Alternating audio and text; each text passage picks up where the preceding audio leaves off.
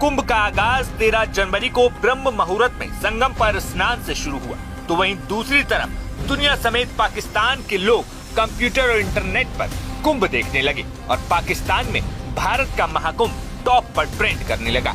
Google trends के आंकड़ों की माने तो पाकिस्तान, कतर, संयुक्त अरब अमीरात और बहरीन जैसे देशों के लोग महाकुंभ से जुड़ी जानकारियां ऑनलाइन खोज रहे हैं।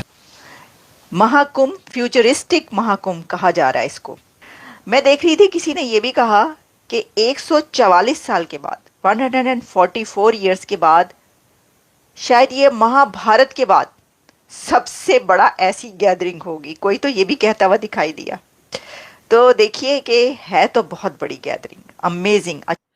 खुद का भी तो कुछ करो, अपना भी तो कुछ करें। हमें जैसे हम वी शुड फील प्राउड, जैसे कहते हैं माहौल बना हुआ है। मेरे लिए जो सबसे इंटरेस्टिंग चीज मैंने पढ़ी, कहते कि पता नहीं I think so 48 crore if I am not wrong में, तो कहते इतने लोगों ने 2 मंथ्स में वहां पार्टिसिपेट करना है। एक बहुत बड़ी तादाद है। अगर 130-135 करोड़ में से ऑलमोस्ट आधी आबादी इंडिया की बनती है और शायद बाहर से भी बहुत सारे लोग आ रहे होंगे। इकोनॉमी के ऊपर इसका इम्पैक्ट क्या क्या चीजें होती हैं। अच्छा, इसके अंदर मैंने ये भी पता चला मुझे कि स्टीव जॉब्स की वाइफ भी पहुंच रही हैं। सिर्फ स्टीव जॉब्स की वाइफ ही नहीं, बल्कि दुनिया भर से आप देखेंगे आहिस्ता आहिस्ता बहुत ज़्यादा सेलिब्रिटीज इसके अंदर आएंगी, पहुंचेंगी इंडिया इस कुंभ में शरीक होने के लिए, क्योंकि लोग बहुत ज़्यादा इंटरेस्टेड हैं। हॉलीवुड की बहुत सेलिब्रिटीज़ वैसे भी अब क्योंकि लॉस एंजलिस में आगे वागे जो लगी हैं, उसके बाद लोग कुछ फ्री हैं, फारिग हैं सेलिब्रिटीज़, तो मेरा ख्याल है। और वैसे भी इसके बाद जो ट्रॉमा से उन्हें गुजरना पड़ा है, जो ट्रॉमा उनको देखना पड़ा, तो हो सकता है कि चाहते हैं लेकिन उनको वीजा नहीं मिल पाता। अच्छा, इसके अंदर मैंने ये भी पता चला मुझे कि स्टीव जॉब्स की वाइफ भी पहुंच रही हैं।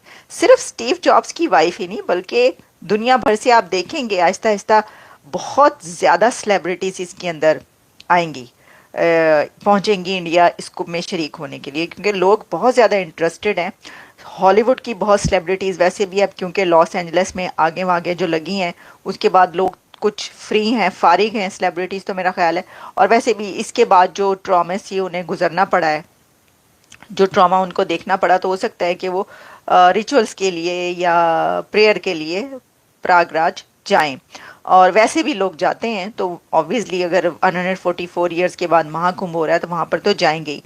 तो ये मैं आपको बताना चाहती थी कि ये जो है एक ऐसा मेला है कि जिसके अंदर अब इंडिया अपनी AI पावर शो करेगा। अपनी जो टेक पावर है वो तो खैर पूरी दुनिया को मालूम ही है, लेकिन इस फेस्टिवल के अंदर किस तरीके से उसने जो है इसको हर तरह के जो इक्विपमेंट है उसका इस्तेमाल हमें नज़र आएगा।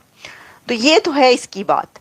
अच्छा, बड़ी बात है, देखें ये इसीलिए तो 7,000 करोड़ उनका बजट है इसके ऊपर। मेरा तो ख्याल है बढ़ जाएगा ये, लेकिन एनीवेज अभी तक हमें ही पता चला 7,000 करोड़, लेकिन उसके ऊपर वो कमा भी तो 2 लाख करोड़ रहे हैं, $27 बिलियन। फिर आते हैं कि यार इकोनॉमिक एक्टिविटीज इसके अंदर क्या होगी। लाजमी बात है, अगर इतने करोड़ लोग आते हैं, वो खाना भी खाएंगे, वो वहां स्टे भी करेंगे, वो घूमेंगे फिरेंगे भी, गाड़ियों का इस्तेमाल भी करेंगे, और मतलब एयरलाइंस को बिजनेस मिलेगा, होटल्स, रेस्टोरेंट्स, वो सारी चीजें बाद में करेंगे। लेकिन इससे पहले थोड़ा सा अगर बता दें इस मेले के हवाले से। ये इतनी दुनिया की सबसे बड़ी गैदरिंग है, ये तो कंफर्म है। 40 करोड़ लोग का एक जगह इकट्ठा होना और उसको मैनेज करना, it's not an easy thing. 40 crore तो कई देश की आबादी भी नहीं होगी, मेरे ख्याल से नहीं है, 40 करोड़ नहीं होगी, बिल्कुल नहीं है। तो पाकिस्तान छठा 7वां बड़ा मुल्क है, उसकी 24 करोड़ आबादी है जी। तो वो देखते हुए ये एक बहुत बड़ा मैनेजमेंट चैलेंज भी रहता है गवर्नमेंट्स के लिए। और फिर भी ये है कि आप जाएंगे तो आपका 1 रुपए भी चोरी नहीं होगा। मतलब मैं जा चुका हूँ, क्योंकि ना मेरी दादी जो थी वो कल्पवास करती थी। वहां पे तंबू लग जाते हैं, जो वृद्ध लोग होते हैं वो वहां 2-2 महीने जाकर के टेंट गाड़ दिए जाते हैं, वो लोग उसी में रहते हैं। संगम है यहाँ पे, जमुना, गंगा और सरस्वती तीनों नदियां का कॉन्फ्लुएंस है, संगम में मिलती है वहां पे। तो फिर वो दादी मेरी वहां कल्पवास में रहती थी और हम लोग भी छुट्टियों में चले जाते थे। तंबू में रहने का मजा बड़ा आता था। दादी हम लोग को खाना बनाती थी, चावल, मटर, निमोना ये सब बनाती थी, और उसमें बालू अक्सर आ जाता है, क्योंकि वो तट के किनारे रहता है तो बालू पे ही रहना रहता है, और आपको सब कुछ जो है वो it's a very good experience. तो मुझे तो बचपन की काफी यादें हैं। मेरी दादी रहती थी, अलग अलग वहां पे पंडे होते हैं उनका ना, वो सबका अलग अलग टेंट होता है, तो आप वहां झंडे से याद रखते हैं कि हम कहाँ रहते हैं, क्या आप सारे टेंट एक जैसे लगते थे उस समय।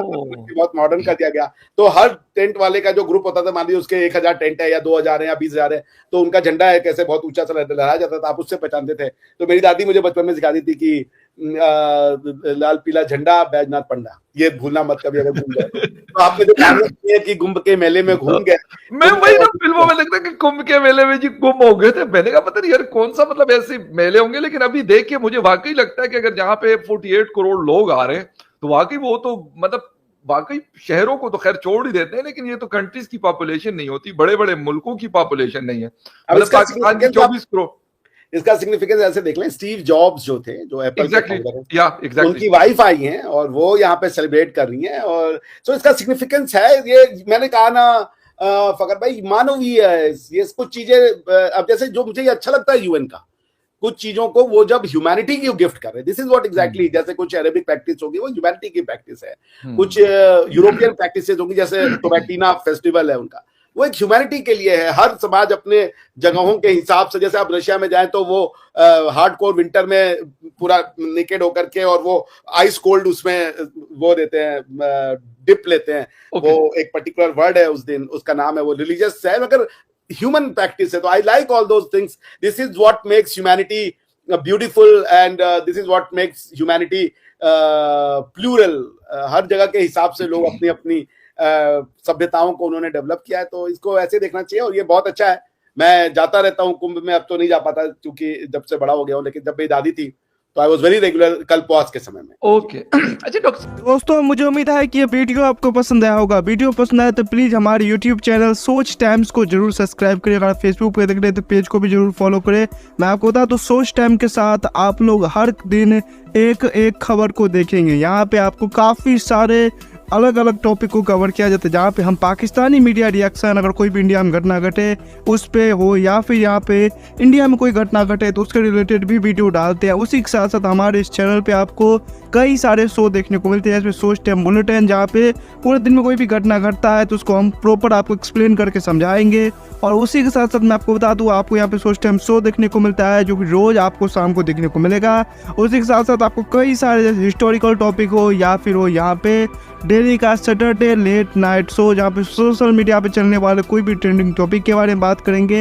ये काफ़ी ज़्यादा हमारा जो चैनल है वाइब्रेंट होने वाला है, काफ़ी बेहतरीन आपके लिए ऑप्शन होगा। तो हमारे चैनल को एक बार जरूर विजिट करेगा। आप ये वीडियो यहाँ तक देख रहे हैं, एक बार जरूर सोच टाइम को विजिट करें और सब्सक्राइब करें। इस चैनल को आप सब्सक्राइब करने के बाद मेरे हिसाब से और किसी भी चैनल को आपको सब्सक्राइब करने की जरूरत नहीं है, क्योंकि यहाँ पे आपको हर एक टॉपिक के रिलेटेड वीडियो देखने को मिल जाएगा। तो प्लीज सोच टाइम्स को जरूर सब्सक्राइब करें। दोस्तों, अगर आपके भी घर में कोई किड्स है या फिर अगर आपको टॉय कार, टॉय ट्रक का वीडियो देखना पसंद है, तो मैं आपको बताऊंगा कि सोच टाइम्स ने अपना एक नया प्रोजेक्ट लॉन्च किया है, जहाँ पे हमने एक नया प्रोग्राम शुरू किया, एक नया चैनल शुरू किया जिसका नाम है TRC टॉय।